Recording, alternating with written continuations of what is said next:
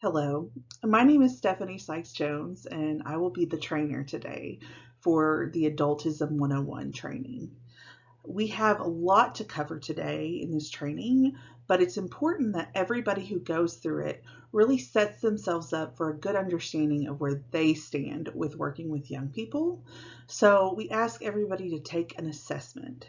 The assessment is called the Inventory of Adult Attitudes and Behaviors Towards Youth, and it can be accessed by either scanning the QR code or Googling inventory of adult attitudes and behaviors.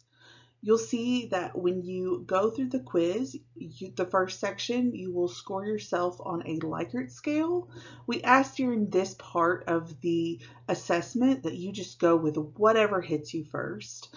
Don't think too hard on the questions. We just really want to get through it and make sure that you have a good idea of where you stand. So in the second part, you will be doing some math. It will walk you through how to do that. And at the end of it, you'll have an idea of kind of where you fit in your style. You won't have to share any of these results with anybody. It's just a really good way to kind of really assess where you're at individually. So as we go through this training, you can just keep that in mind for context. We'll also be going back to the styles at the end of today's training. So you can go ahead and hit pause now and spend about 15 minutes taking the assessment. We'll see you when you get back.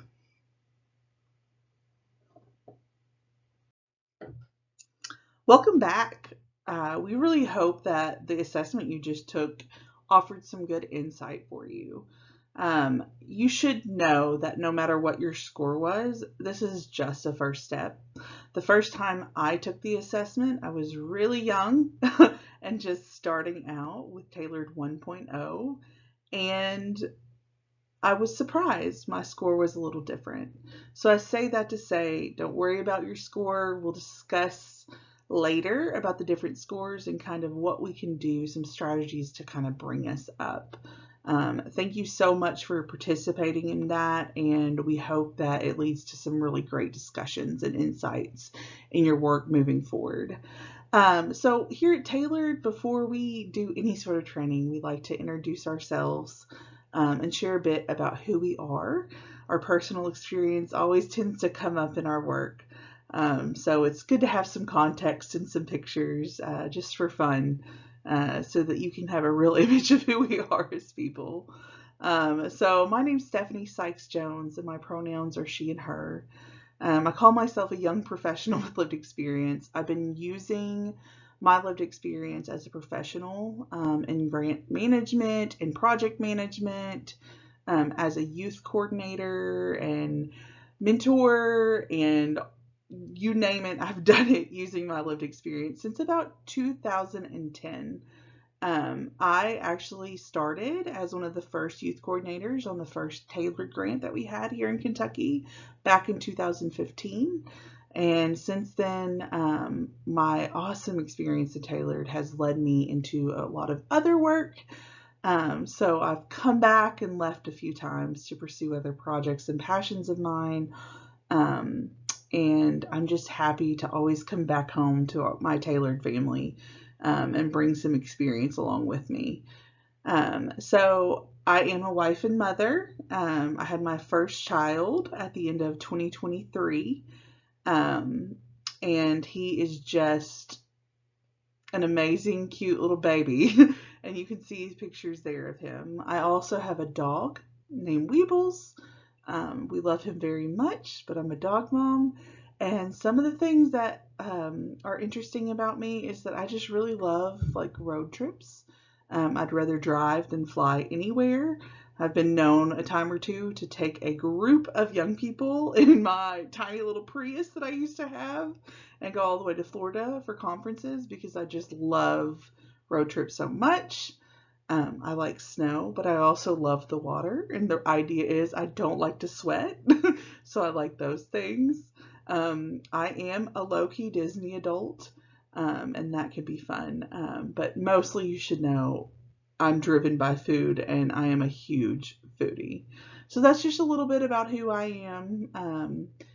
And I'm excited to be here today to talk to you about adultism. So adultism came to the attention of TAYLRD.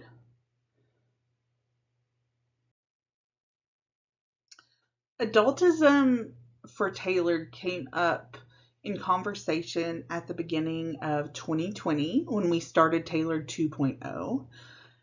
Me and a few other people who were involved in some of our youth leadership activities were involved in this youth engagement class. And it was all about youth leadership and youth leadership engagement at the University of Kentucky. And the word adultism came up during one of the very first modules. And when I was learning about it, what we realized as a group is this is everything that the youth movement is based off of. This is everything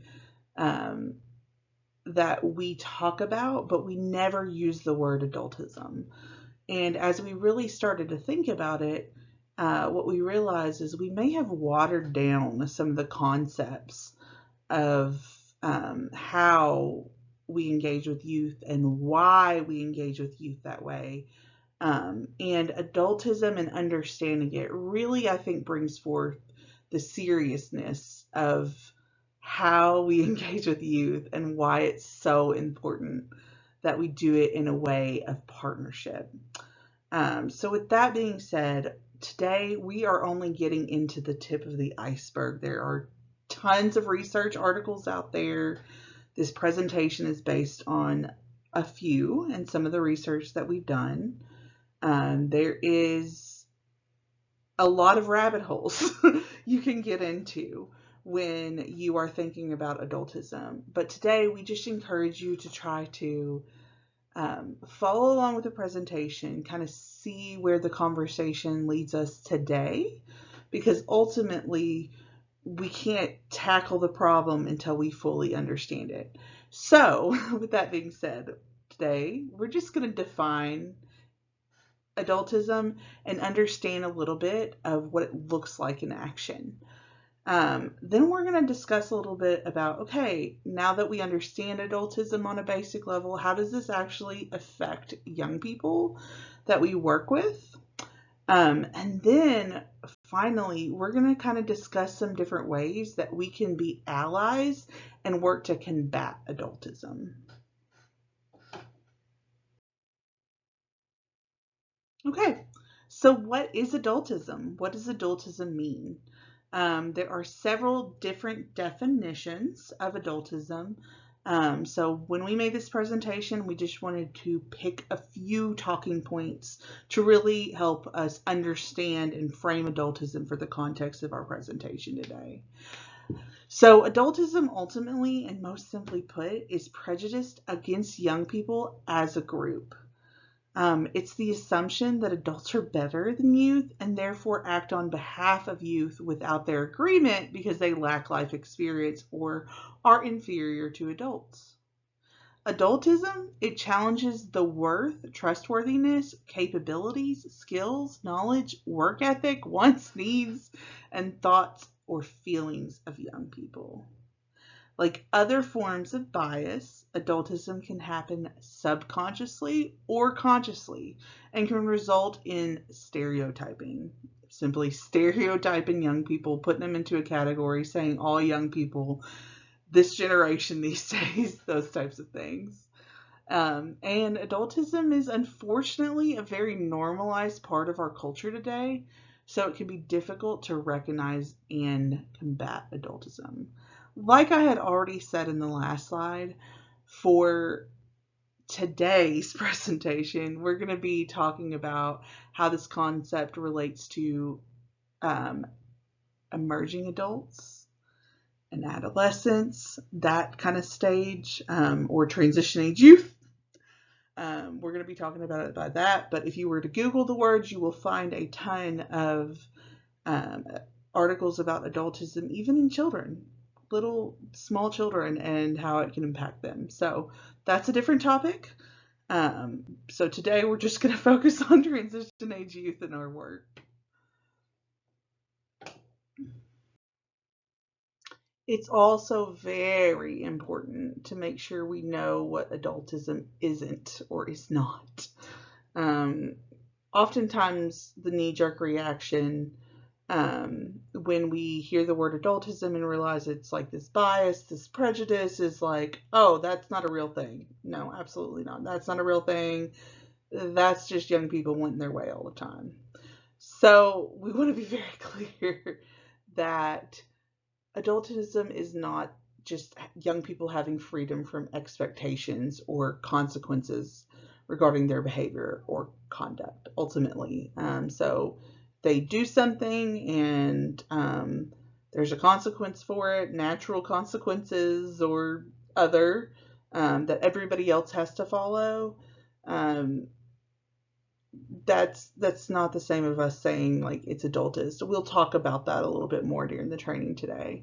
Um, and then it's not any freedom from rules or guidelines based on age or developmental status, especially rules designed for safety and support. And when we talk about these today, we're going to dive into how do we tell the difference? What's for safety, what's for support. But you should know that adultism is not about giving young people their way all the time.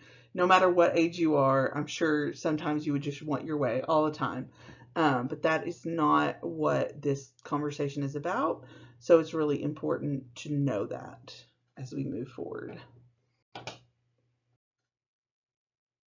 So, knowing now that adultism is just a form of prejudice, it's really important to know that it doesn't lie in isolation or live in isolation. Just like other forms of prejudice, how they intersect with other experiences of young people from different identities can play off of each other. So we found this quote we really loved, and it is about how adultism, racism, sexism, and other isms all reinforce each other. The particular ways young people are treated or mistreated are inseparable from their class, gender, or ethnic background. However, the phenomena of being disrespected simply because of being young holds true across diverse backgrounds. So, like we discussed in last slide, um, adultism really does interact with other types of discrimination. A great example would be a young person who is part of the LGBTQ community coming out about their identity for the first time, whether it be their sexuality or gender identity, and being dismissed because they're young. So you usually hear things like, that'll change. Like, you think you are, you know, this now, and give it a couple years, it's a phase. You'll change your mind. Um, and we can talk more about consequences of that for young people, but we know that type of ageism, on top of the discrimination, homophobia, transphobia, that's out there, leads to real life consequences. There's policies put in place that really indicate that young people don't really know where they're at. And it can really, really have a negative effect on young people. So, the other thing to think about too, when we're thinking about adultism, is another term that gets thrown around when we're talking about this is ageism. Ageism, when you think of it, it's a very common term. Most people think about prejudice or discrimination against elderly people. And while that is part of ageism and very unacceptable, a more culturally acceptable form of ageism is adultism. So, adultism is actually under the umbrella of ageism. However, you can tell by the way even our organizations talk about ageism, policies aren't necessarily there to really protect young people as much as they are there to protect elderly people. So, another way to kind of look at this and this idea of umbrella terms is ageism is to adultism as racism is to white supremacy. So white supremacy is a form of racism. Ageism is to adultism as sexism is to misogyny. So misogyny is a type of sexism. Adultism is a type of ageism. And we just wanted to kind of talk about that. And this concept is there are rules, and this concept is kind of out there. We just don't think about the younger people in it.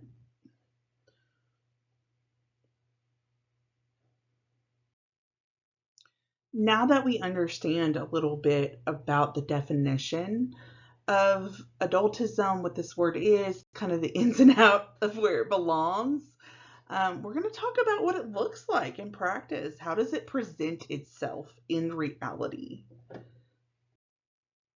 There are three different levels of adultism that present themselves in practice. When you look at the research, it's really broken down into three categories: interpersonal, cultural, and institutional. So on that interpersonal level, that is just one-on-one. Cultural, we're talking about more about your community or how it shows up in a group of people. And then institutionally, we're talking about our agencies, the systems we're working in, and pretty much everything that is institutional, structural around young people and the places that they have access to. So with this, we're going to start big and then we're going to go down. So the first type of adultism that I want to talk about is institutional adultism. Institutional adultism is defined as laws, rules, and policies that systematically deprive youth of many rights and freedoms. Youth have limited or no say, input, or decision-making power to change those laws, rules, or policies. So these are things like limited access and power in spaces where decisions are made about youth. So those are our programs, in fact, these programs that we're building for young people. So if our programs that we're building for young people don't have them at the table, and we're talking more than one and quality engagement, then it's likely that we're practicing adultism in building our programs when they're not done with youth as partners. Records and materials that are complicated to access or not in common language. This is something we don't often think about, that young people, not everybody can read big medical terms. Most of us don't use certain words that end up in our files on a daily basis. But what I find, me as a young person, is when I've gone back and had to review things, it's been almost impossible to access kind of old records and documents that I've had. And then when I get them, I find myself going for hours of just Googling terms and trying to make sense of what these things are. A great example would be a social emotional assessment I had when I was in college that diagnosed me with ADHD for the first time. Making sense of the report of that was really, really hard to do. Now that I look at it, a few years in the field, there's terms that I've learned now, but just being that young person looking at it, I didn't know what a lot of it meant and what a lot of it said, and it took me a long time and a lot of personal investment to put it together. So it's things like that we're not making these things very accessible. Rules and regulations designed for compliance rather than safety.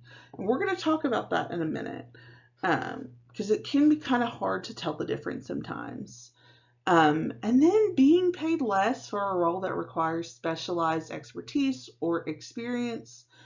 Oftentimes what you'll find is a job designed for somebody who's younger being termed as that entry level position. However, if you look at the entry level position, It requires some sort of special something. Youth peer support is a great example of that. It is underpaid across the nation. However, they're able to get away with it, it seems sometimes, by saying that this job is going to be taken by a young person. Thus, they're not going to be as experienced. And they need to just get into the field to get that experience. When really that position is about the lived experience. And that's the most important part of that job. That is just a shining example, but there are tons of this out there. And we know it has really impacted the way young people are entering the workforce. Adultism is having real consequences even on our economy. So it's something just to keep in mind, know about. Okay, so how do we know the difference between policies and rules that are set in place to protect young people versus the one that might be set in place to control or oppress young people? How can we tell the difference between the two? If you're in a group, go ahead and pause the video, take about 5 minutes to discuss this, and really think about examples that are happening in your community. All right, welcome back. I hope you had a good discussion.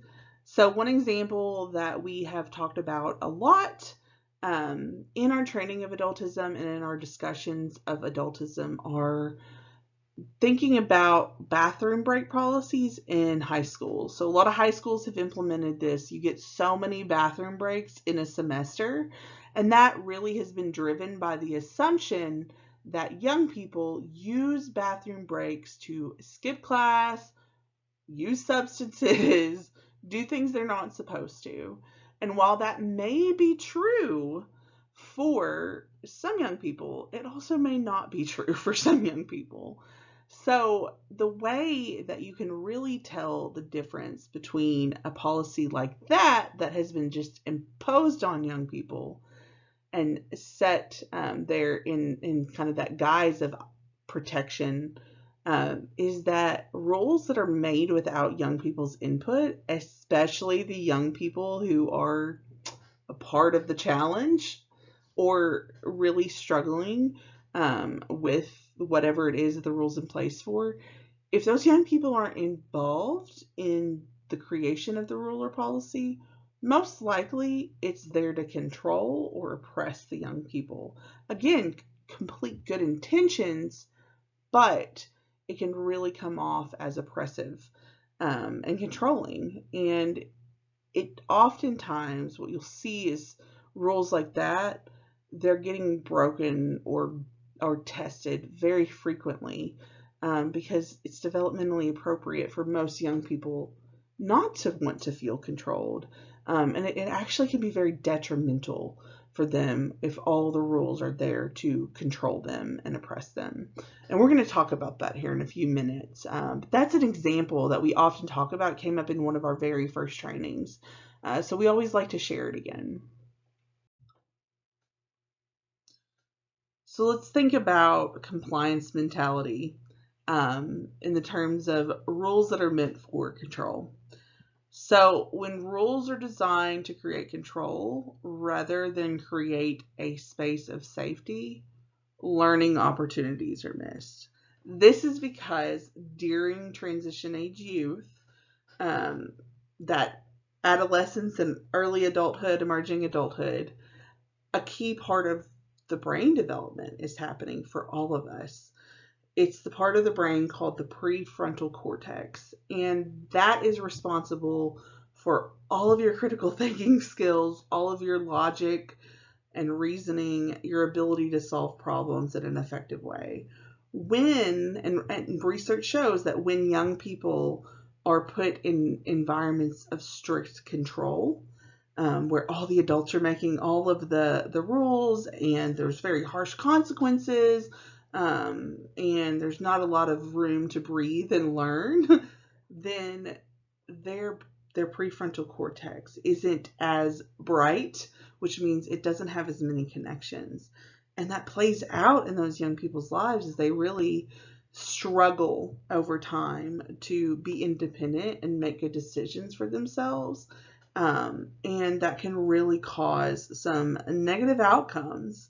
So ultimately, what we want to see is safe learning spaces where choices lead to natural consequences and help develop critical thinking skills. So ultimately, it's really important to ask for a variety of youth input when working through issues to make sure that we're being intentional and trying to engage with young people who even can be a little bit more challenging, that they're the ones helping us come up with a solution to the problem. And that takes a lot of skill and transparency and respect and trust. But it's completely worth it, and it really does. It helps everybody in the long run. So the next way this shows up is that cultural level. So cultural adultism is cultural norms, morals, and social customs that routinely criticize, invalidate, insult, intimidate, or disrespect young people. Examples are media depictions of absolute power by elders over youth. One video I saw when looking this up was just looking at teenagers and how they are constantly on their phones and like messy, just like cleaning supplies. And it was this mother that came in and just like had all the solutions cleaned up for the young person and was like so annoyed. But it's just this idea that like that teenager, that young person is so annoying and that's all they are, and like the adult has all the solutions. Um, Belief that trends in youth culture are leading to destruction. We hear this all the time. We've heard it in every generation, whether it's music or now it's social media. There's always something that it's going to be the death of our culture or our society as we see it today, because the young people and their fill in the blank trend. Inability of elders to take the concerns, opinions, or feelings of young people seriously. It's phrases like, you'll understand when you're older, or it's just a phase, like we talked about earlier. And it's hard. Even for me, I have a niece who is a young adult, and I have found myself just uttering that you might not get this until you're older phrase. But that is something that I've really had to watch because I understand now that it can be so dismissive. So those are some ways it shows up in culture. And then next, there is interpersonal adultism. And this is probably the one that we often can see or don't see as much because we're not with somebody every day. But these are where those microaggressions show up and can have really deep impacts on young people. So this is ultimately denying a young person the right to make decisions about their bodies, space, possessions, lives. It's things like adults demanding a young person obey elders without question out of respect. It's using phrases like "because I said so" and not explaining why.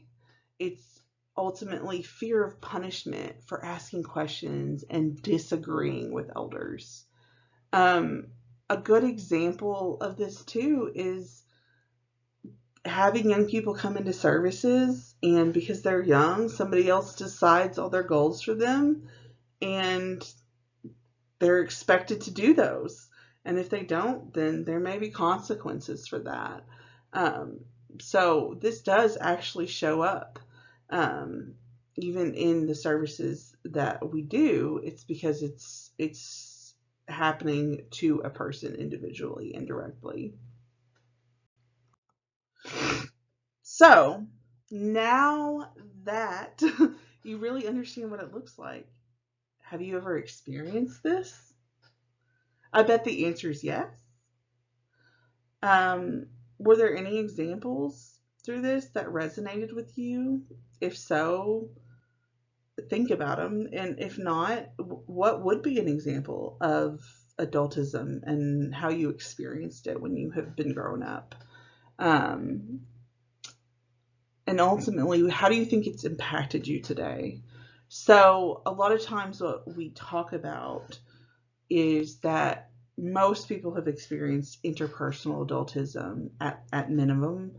And sometimes it's been severe, depending on your culture, depending on the adults you had in your life and how much they trusted young people. It can be pretty extreme. So most people have experienced that idea of you're to be seen and not heard. And we often talk about how that has made many of us more people pleasy. We're pretty quiet. We don't really ruffle feathers. And sometimes that's led to us being walked all over or emotionally harmed or just not feeling confident in ourselves. There's a lot of different ways this can show up and impact you. Some people have had good experiences too, where even though they did experience some adultism, some people had environments like myself where people respected me because I was a young person. They saw those developmental stages as assets, knowing that I could be more creative, more free in my thinking. Uh, Even though I took a lot of risks, I was willing to speak up. Those types of things really turn me into a person that's more willing to speak up when there is injustice going on or something going on that I'm passionate about. Um, so there's a lot of different experiences, and ultimately, how we experience adultism has an impact on us, whether we're aware of it or not. Believe it or not, even though adultism is not a very common term, there is tons of research on it. And the research says that there are some real life consequences to adultism. So, young people who experience adultism often question their own legitimacy, have a hard time with those critical thinking skills, especially if they've been exposed to that compliance mentality for a prolonged period of time. Um, they may have a really hard time speaking up, like we talked about in last slide. Most of us do. And it's largely because things that happened to us when we were younger. Um, and there are higher rates of depression, anxiety, and even suicidality with young people who experience adultism, especially in the extreme sense. So it is very serious and can be very serious. So it's important that we're discussing it. So something can be labeled adultist if it involves a consistent pattern of disrespect and mistreatment that has any or all of the following effects on young people. So this is other research too. Undermining their self-confidence and self-esteem, an increased feeling for them of just powerlessness, increased sense of worthlessness, a consistent experience of not being taken seriously, diminishing ability to function well in the world, increase in any behavioral health challenge that might have existed before, or even the appearance of a behavioral health challenge could be because of adultism in somebody's life, growing negative self-concept, developing physical health conditions, or just a general feeling of being unloved or unwanted. These are ways that the research is saying that adultism impacts young people. So as you can see, this actually can be quite harmful, quite serious, and it's important that we take the role of, okay, what do we do about it now? If the last slide wasn't enough to get you motivated to really want to change, on an interpersonal level for young people, we know that the impacts of adultism can really impact their mental health and well-being, and we want young people, that's ultimately our job, is to want young people to feel good and succeed, and have good behavioral health. It really can impact somebody's self-agency, their ability to be a productive citizen. I put that in quotes because I don't love that language, but ultimately it's doing things like being able to have a job, succeed in any of their goals, and really contribute to the world around them and just share all the things that they've been gifted with. And that's really because it undermines our worth. So on a cultural level, youth are inheriting very unique problems. Every generation has a new set of problems, but it can be said now that they're more intense than ever.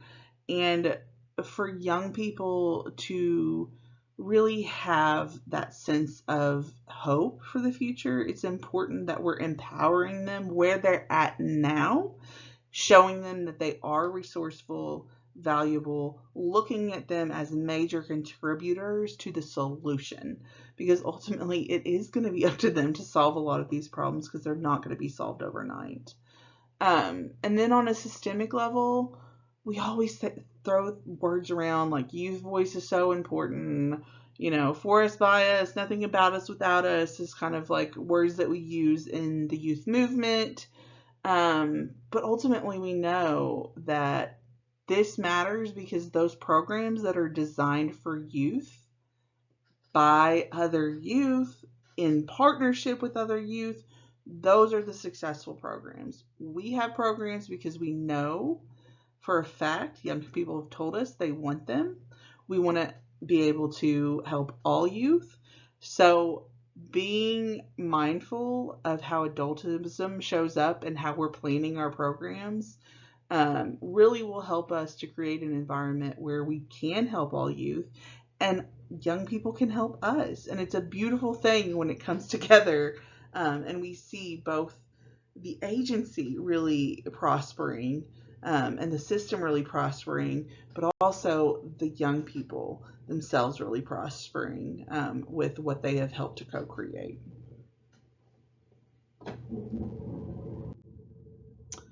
So ultimately, there's so much that we can do to combat adultism. So this handout can be found online. The link is there in the PowerPoint. So there are 10 things that we recommend everybody do, and today you already have done a couple of them. So in your personal practice, the biggest thing to do is just to educate yourself. So today's presentation was a great way to get started on that. But I encourage you, don't stop here. Go dive into more research and then share it with others. Even if it's informing people about the term, sharing this tip sheet with them, there's a lot of ways that you can educate others. And that goes a long way in starting to combat the idea. Create a culture of accountability in kind of your group, your team. When you see somebody being adultism or adultist, what are you going to say to each other? How are you going to address that with each other in a way that's going to be constructive, right? And you have to come up with that as a team, but creating that accountability can really help. It looks like things like, okay, we're not going to use acronyms because we want to keep everything in terms that everybody can understand. We're on a level playing field here. There's a rule called the oops and ouch rule. If a young person who is partnering with you on something feels like, they're not being taken seriously because of their age, it's saying, ouch, like that, what you just said, or, how you looked at me when I said that kind of felt like I wasn't being respected. And then, person can say, oops, I didn't mean it like that, or you got a good point, thank you for making me aware, let's discuss that again, let's try it again. So there's ways that you can create accountability and include information about adultism in your presentations, and TAYLRD is a great place to fit that in there. And that is because you're going out and you're talking often about the importance of doing things for youth in a different way than we traditionally do them. So it's great to just throw that term in there, like, hey, this is what we're operating on, is that we know adultism is real, it's alive, and we want to be a place that doesn't do it. So we're striving towards being anti-adultist. In your meetings, especially as you're encouraged to invite youth to as many as possible, just become accustomed to making it a youth-friendly place. Do things that are fun, lighthearted, kind of just acknowledge different learning styles and all of those different things you do when you're engaging youth leaders. Make that a practice in all of your meetings with everybody. Invite youth to the table no matter what it is, and just try to be intentional about making space for the ideas and thoughts young people have. Sometimes it can be hard to see how it fits, but as you talk things out with the young people, help them understand, make sure you understand, and really form that partnership and that team with the young people. So that as you're making decisions or having a meeting about something, that you're on the same team, same ground, that sort of thing. Together with young people, we encourage everybody to take the inventory of adult attitudes and behaviors. You should have done that. You did that at the beginning of this training, so props to you. As you get through it, know that you'll get scored on a style, and we are about to get to talking about the different styles, but knowing your style and coming up with a way to improve where you're at can go a long way. So we always encourage people to take that, even young leaders, because believe it or not, many of us have adultism internalized, and we really do sometimes need to improve our own styles. I was one of those young people. Put youth ideas into action. Don't just bring youth to the table. When they have an idea, come up with a plan together of how it can become reality. Assess and change organizational practices and policies. We started a great discussion today on what's there for compliance and what's there for protection. And ultimately, there's probably some policies within your agency that might be based in adultism. So it's a great opportunity to look at those, work with your youth leaders to look at those, and come up with a plan of how you're going to tackle trying to change those. Practice active allyship, so be vocal. And then a bonus that we always like to kind of highlight is explore internalized adultism. So internalizing adultism may look like, okay, it's been done to me for so long, so I genuinely believe it too. And all of us have that. All of us have that. That's why all of us have experienced it, and all of us have done it to other people. So explore what that looks like, and how you can start to kind of address it with your group. Okay, so before we hop into the different styles, I wanted to close this section with an inspirational quote and a reminder that when young people are viewed as resources and assets and treated as such, I would add, organizations become more effective and the lives of young people are changed.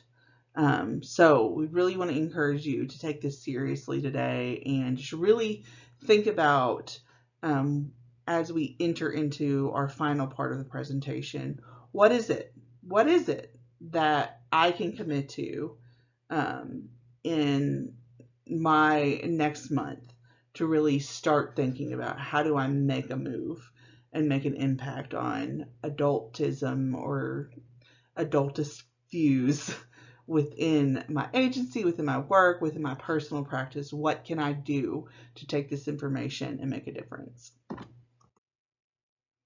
All right, it's time to go over the assessment you took in the beginning. So if you wouldn't mind getting that out and looking at your results to refer to, we're going to dive into the different styles. So in TAYLRD, we talk about it in a couple of different ways. The inventory, of course, scores you into 3 different styles, but we tend to talk about this concept in the term of to, for, with, doing things to, for, or with young people.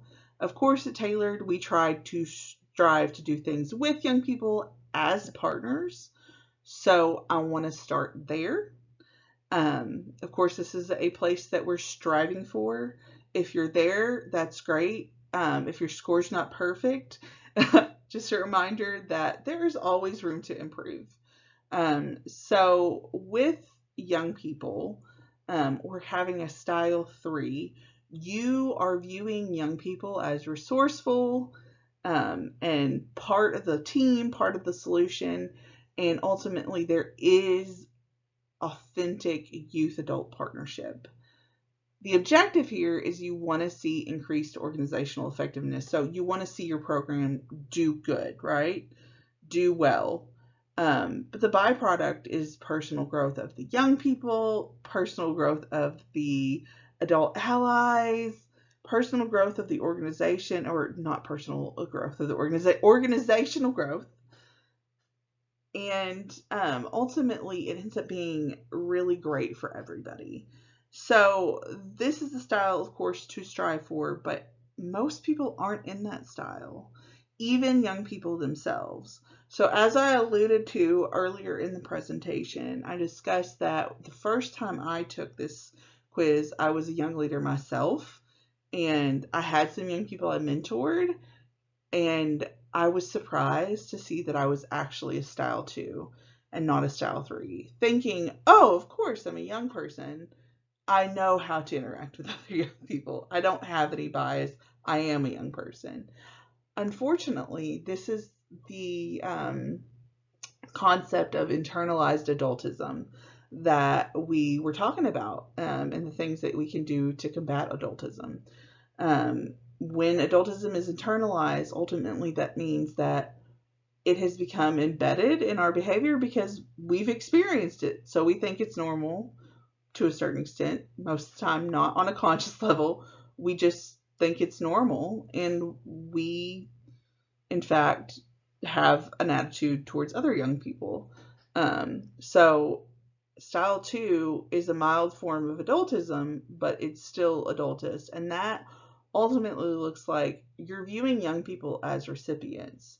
Like you're viewing them as not capable. So it ultimately looks like the adult is in control, but allows young people to be a part of things.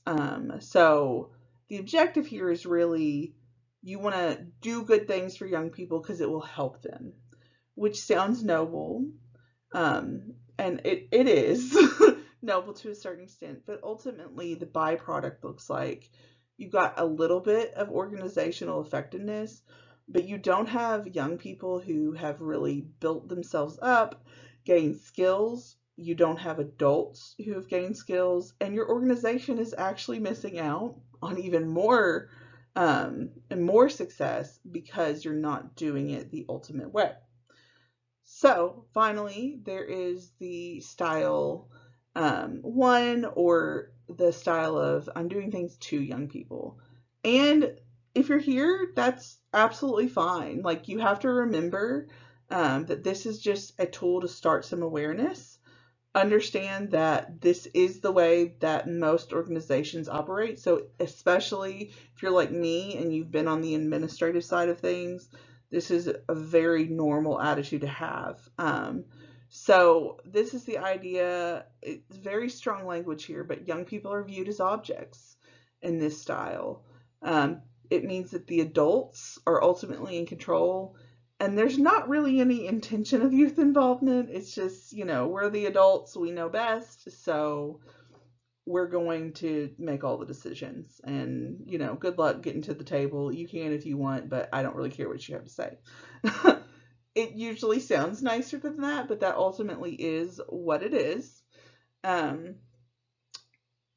Personal growth of young people, again, good intentions here. We want to see young people succeed, but the idea behind it is they don't know how to succeed for themselves, so I have got to do it all for them, or to them ultimately, and I'm going to make sure that they follow what I say. And the byproduct ultimately is that conformity of young people and acceptance of the program as it is.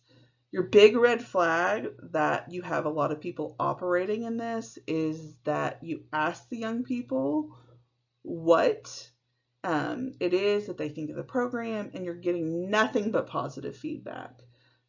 It's very easy for us to trick ourselves into thinking, oh, well, young people, they must like it. But I can guarantee you, if nobody's telling you anything bad, or giving you any feedback other than great things, most likely you have an environment that feels like a style one. So those are just some simple ways to kind of like think about where you stand with your own personal style. But now let's really think about organizationally too. So what do you think? Were you surprised by your results? If so, what surprised you? I want you to take a few minutes and jot down some notes. So even if you need to pause the video here, it's completely okay. This is where the change really begins to happen. So it's important that you start thinking through these questions. How do you think the style that you scored impacts the young people that you work with personally? How do you think the typical style of the folks in your community, so outside the doors of your organization, everybody in your community, that typical style is probably like a 1 or maybe a 2. How does that impact transition age youth? And then thinking about other programs within your agency or a similar system that young people are involved with. How do you think young people are impacted by that?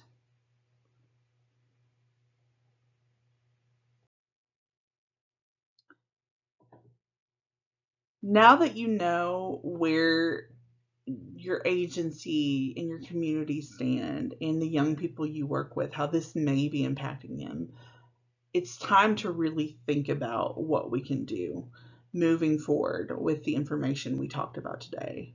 I like to say, when you know better, you do better. That came from a friend in other work that I do. And it ultimately is about um, finding hope when you find out that maybe something that you're doing can be harmful to other people. All of us are capable of that. All of us do stuff sometimes. So ultimately, this is about when you know better, you do better. So what are we going to do better? I want you to take a few minutes. Hopefully you're with your team, but if not, you can just pause this and think about it yourself. Um, I want you to come up with at least one specific example of adultism you see in your work. If it's helpful, you can refer back to the individual, community, and institutional examples, but what shows up in your work? Then I want you to think about what influence you have, not control, but influence you have to combat adultism in those situations. So it's easy for us to say, well, we're only so and so, and we're so low on the totem pole. That's often what we say. But the reality is, all of us have social influence, even if it's small. And it's those small things that make a big impact in the long run. So what influence do you think you have? And finally, what is one step you or your team can commit to this year to combat adultism?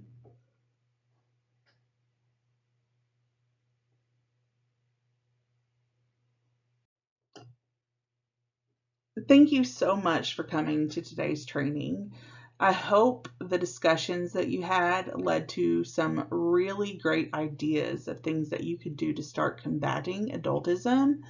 And I want to just thank you for spending time learning and discussing this really important topic. We hope that you will connect with us on TAYLRD, TAYLRD.org, and reach out and do some more research on adultism after this training. Thank you.